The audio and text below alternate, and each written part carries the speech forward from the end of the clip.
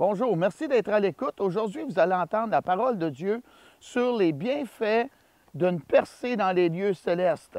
La parole de Dieu nous vient du livre de Apocalypse, 12e chapitre, débutant au verset 7.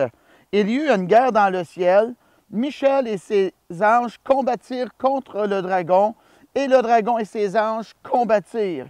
Mais ils ne furent pas les plus forts, et leur place ne fut plus trouvée dans le ciel. Et il fut précipité, le grand dragon, le serpent ancien, appelé le diable et Satan, celui qui séduit toute la terre. Il fut précipité sur la terre, et ses anges furent précipités avec lui.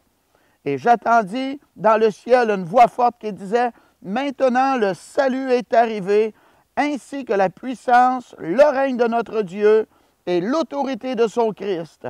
Car il a été précipité, l'accusateur de nos frères, celui qui les accusait devant notre Dieu jour et nuit. Ils l'ont vaincu à cause du sang de l'agneau et à cause de la parole de leur témoignage, et ils n'ont pas aimé la vie jusqu'à craindre la mort. » La Bible nous dit qu'il y a eu une guerre dans le ciel. Laissez-moi vous dire, avant que les choses se produisent ici-bas sur la terre, il y a un monde invisible, il y a un lieu céleste où il y a un combat. Et on peut penser à Daniel lorsqu'il voulait avoir la révélation du songe. Et il y a eu un combat dans les lieux célestes. La Bible nous dit, le prince, le chef du royaume de Perse m'a résisté 21 jours, mais il a eu la bénédiction. Et qu'est-ce qui se passe ici-bas? Les guerres qui se passent ici-bas, c'est un reflet de qu'est-ce qui a été gagné ou vaincu ou dans les lieux célestes ou perdu plutôt. On peut penser à l'apôtre Pierre. Lorsque l'apôtre Pierre était en prison, la Bible nous dit que l'Église ne cessait d'adresser pour lui des prières.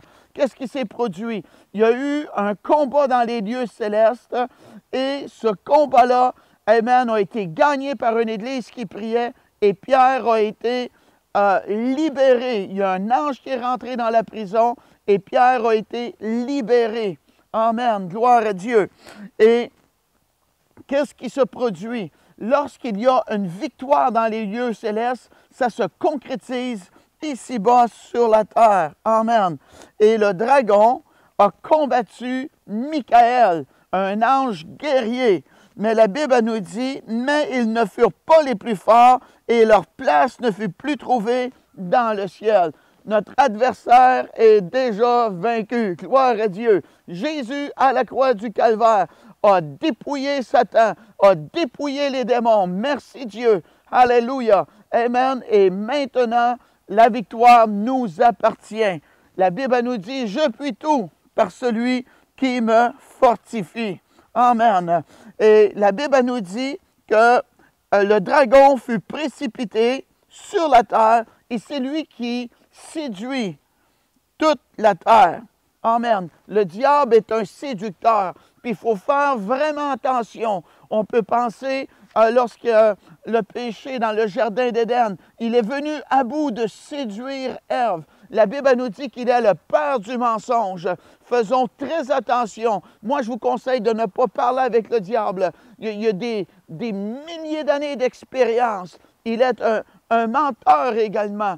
Et nous, tenons-nous à la parole de Dieu. Marchons en accord avec la volonté de Dieu.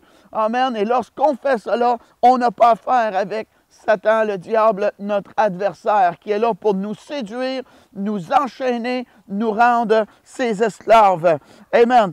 Une chose qui se produit en particulier lorsque la victoire dans les lieux célestes est gagnée, ça nous dit le salut est arrivé. Alléluia. Il y a d'autres choses également, mais la première chose qui se produit, c'est que les gens vont se convertir à Jésus le Christ. Amen. On peut penser à cela dans la Bible. Ça nous parle que l'Église grandissait à tous les jours à cause de la parole de Dieu qui était enseignée. J'ai une bonne nouvelle à vous dire. Amen. L'assemblée où vous allez, Dieu veut qu'elle s'accroisse à tous les jours par de nouvelles conversions. Elle doit grandir au moins 365 personnes par année. Amen. Béni soit Dieu. Et on peut voir dans le livre des Actes, il y a eu 3000 de sauvés. Après ça, la Bible nous parle de 5000 personnes. Amen. Le diable ne veut pas que les gens viennent à Jésus. Amen. Et qu'est-ce qu'il fait? Et il veut les séduire, les garder avec des forteresses dans leur esprit. Mais nous, on a le message de l'Évangile. Nous ne sommes pas tout seuls. Nous avons le Saint-Esprit qui éclaire les gens. Dieu accompagne sa parole. Amen. Et le Saint-Esprit révèle qui est Jésus le Christ. Soyons des gens, amen, trouvés fidèles à accomplir la volonté de Dieu en disant aux gens qu'est-ce que Jésus a fait pour nous. Rappelez-vous où vous étiez avant de rencontrer Jésus. Quelle sorte de pécheur vous étiez. Comme un esclave vous étiez. Jésus a libéré un homme. Amen. Et cet homme vivait parmi les morts. Et cet homme-là, après qu'il a été sauvé, voulait rester avec Jésus. Et laissez-moi vous dire, quand tu es sauvé, tu aimes le Seigneur et tu veux rester avec lui. Amen. Mais Jésus a dit non. Il a dit, va vers les tiens et dis-leur comment le Seigneur a eu compassion de toi. Personne n'a la présence de Dieu sur leur vie, excepté que vous, pour être capable de donner votre témoignage avec l'efficacité que vous êtes capable de le faire. Parce que c'est vous que Jésus a pardonné, c'est vous qui savez tout ce que Dieu a fait dans votre vie et c'est vous qui expérimentez la joie du Seigneur dans votre vie. Allez vers d'autres personnes et dites-leur comment Jésus a eu compassion de vous.